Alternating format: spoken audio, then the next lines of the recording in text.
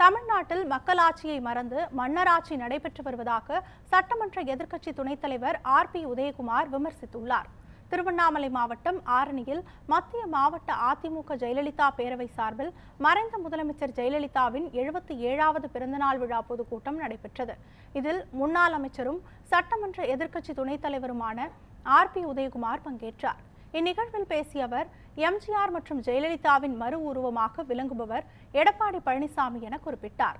தொடர்ந்து பேசிய அவர், வரவுள்ள சட்டமன்ற தேர்தலில் அதிமுகவுக்கு மக்கள் வாக்களிக்க தவறினால் தமிழ்நாட்டை காப்பாற்றுவது மிகவும் கடினம் என தெரிவித்தார்.